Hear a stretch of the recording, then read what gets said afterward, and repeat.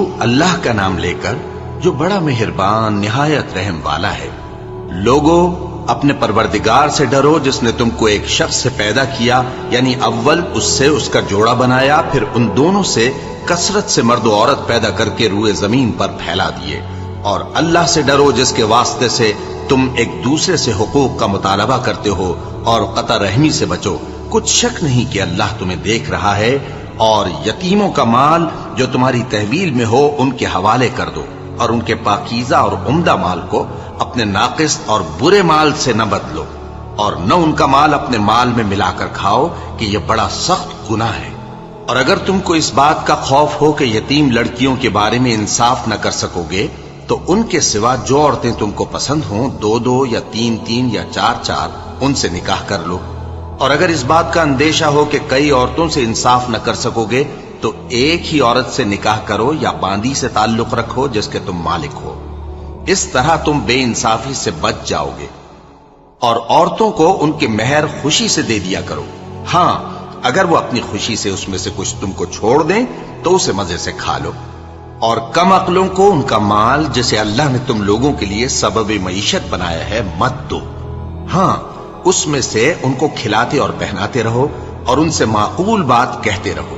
اور یتیموں کو بالغ ہونے تک کام کاج میں مصروف رکھو اور جانچتے رہو، پھر بالغ ہونے پر اگر ان میں عقل کی پختگی دیکھو تو ان کا مال ان کے حوالے کر دو، اور اس خوف سے کہ وہ بڑے ہو جائیں گے، یعنی بڑے ہو کر تم سے اپنا مال واپس لے لیں گے، اس کو فضول خرچی اور جلدی میں نہ اڑا دینا۔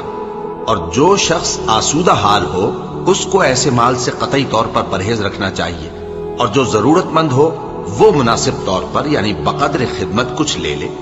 اور جب ان کا مال ان کے حوالے کرنے لگو تو گواہ کر لیا کرو، اور حقیقت میں تو اللہ ہی گواہ اور حساب لینے والا کافی ہے۔ جو مال ماں باپ اور رشتہ دار چھوڑ مریں، تھوڑا ہو یا بہت، اس میں مردوں کا بھی حصہ ہے اور عورتوں کا بھی، یہ حصے اللہ کے مقرر کیے ہوئے ہیں۔ اور جب میراث کی تقسیم کے وقت غیر وارث رشتہ دار اور یتیم اور نادار لوگ آ جائیں تو ان کو بھی اس میں سے کچھ دے دو اور ان سے معقول بات کہو۔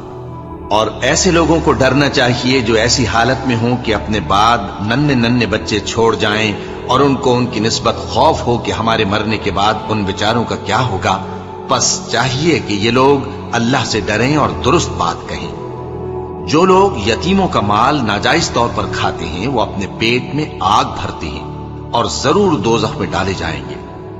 اللہ تمہاری اولاد کے بارے میں تم کو ارشاد فرماتا ہے کہ ایک لڑکے کا حصہ 2 لڑکیوں کے حصے کے برابر ہے، اور اگر اولاد میت صرف لڑکیاں ہی ہوں یعنی 2 یا 2 سے زیادہ تو کل ترکے میں ان کا 2/3 ہے، اور اگر صرف ایک لڑکی ہو تو اس کا نصف ہے۔ اور میت کے ماں باپ کا یعنی دونوں میں سے ہر ایک کا ترکے میں 6واں حصہ ہے، بشرطے کہ میت کی اولاد ہو۔ اور اگر اولاد نہ ہو اور صرف ماں باپ ہی اس کے وارث ہوں تو 1/3 ماں کا حصہ ہے، اور اگر میت کے بھائی بھی ہوں تو ماں کا 6واں حصہ ہوگا۔ اور یہ تقسیم ترکہ میت کی وصیت کی تعمیل کے بعد جو اس نے کی ہو یا قرض کے ادا ہونے کے بعد جو اس کے ذمے ہو عمل میں آئے گی۔ تم کو معلوم نہیں کہ تمہارے باپ دادوں اور بیٹوں اور پوتوں میں سے فائدے کے لحاظ سے کون تم سے زیادہ قریب ہے۔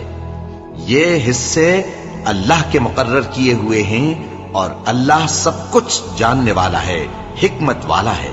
اور جو مال تمہاری بیویاں چھوڑ مریں اگر ان کی اولاد نہ ہو تو اس میں سے نصف تمہارا ہے، پھر اگر ان کی اولاد ہو تو ترکے میں تمہارا حصہ 1/4 ہے، لیکن یہ تقسیم وصیت کی تعمیل کے بعد جو انہوں نے کی ہو یا قرض کے ادا ہونے کے بعد جو ان کے ذمے ہو کی جائے گی۔ اور جو مال تم مرد چھوڑ مرو اگر تمہاری اولاد نہ ہو تو تمہاری بیویوں کا اس میں 1/4 حصہ ہے، پھر اگر تمہاری اولاد ہو تو ان کا 8واں حصہ ہے۔ یہ حصے تمہاری وصیت کی تعمیل کے بعد جو تم نے کی ہو اور ادائے قرض کے بعد تقسیم کیے جائیں گے۔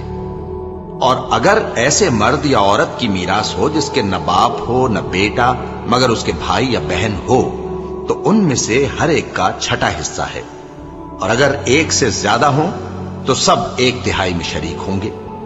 یہ حصے بھی بعد ادائے وصیت و قرض بشرطے کہ ان سے میت نے کسی کا نقصان نہ کیا ہو تقسیم کیے جائیں گے۔ یہ اللہ کا فرمان ہے، اور اللہ نہایت علم والا ہے، بردبار ہے۔ یہ تمام احکام اللہ کی حدیں ہیں، اور جو شخص اللہ اور اس کے پیغمبر کی فرما برداری کرے گا اللہ اس کو بہشتوں میں داخل کرے گا جن میں نہریں بہہ رہی ہیں، وہ ان میں ہمیشہ رہیں گے، اور یہ بڑی کامیابی ہے۔ اور جو اللہ اور اس کے رسول کی نافرمانی کرے گا اور اس کی حدوں سے نکل جائے گا اس کو اللہ دوزخ میں ڈالے گا جہاں وہ ہمیشہ رہے گا، اور اس کو ذلت کا عذاب ہوگا۔ مسلمانوں، تمہاری عورتوں میں جو بدکاری کا ارتکاب کر بیٹھیں ان پر اپنے لوگوں میں سے 4 شخصوں کی شہادت لو۔ اگر وہ ان کی بدکاری کی گواہی دیں تو ان عورتوں کو گھروں میں بند رکھو یہاں تک کہ موت ان کا کام تمام کر دے، یا اللہ ان کے لیے کوئی اور سبیل پیدا کرے۔ اور جو 2 مرد تم میں سے بدکاری کریں تو ان کو ایذا دو، پھر اگر وہ توبہ کر لیں اور نیکوکار ہو جائیں تو ان کا پیچھا چھوڑ دو۔ بے شک اللہ توبہ قبول کرنے والا ہے، مہربان ہے۔ اللہ انہی لوگوں کی توبہ قبول فرماتا ہے جو نادانی سے بری حرکت کر بیٹھتے ہیں پھر جلد توبہ کر لیتی ہیں، بس ایسے لوگوں پر اللہ توجہ کرتا ہے اور وہ سب کچھ جاننے والا ہے، حکمت والا ہے۔ اور ایسے لوگوں کی توبہ قبول نہیں ہوتی جو ساری عمر برے کام کرتے رہیں یہاں تک کہ جب ان میں سے کسی کی موت آ موجود ہو تو اس وقت کہنے لگے کہ اب میں توبہ کرتا ہوں۔ اور نہ ان کی توبہ قبول ہوتی ہے جو کفر کی حالت میں مریں۔ ایسے لوگوں کے لیے ہم نے دردناک عذاب تیار کر رکھا ہے۔ مومنوں، تم کو جائز نہیں کہ زبردستی عورتوں کے وارث بن جاؤ، اور دیکھنا اس نیت سے کہ جو کچھ تم نے ان کو دیا ہے اس میں سے کچھ لے لو، انہیں گھروں میں مت روک رکھنا۔ ہاں، اگر وہ کھلے طور پر بدکاری کی مرتکب ہوں تو اور بات ہے، اور ان کے ساتھ اچھی طرح سے رہو سہو۔ پھر اگر وہ تم کو ناپسند ہوں تو عجب نہیں کہ تم کسی چیز کو ناپسند کرو، اور اللہ ہو چکا سو ہو چکا۔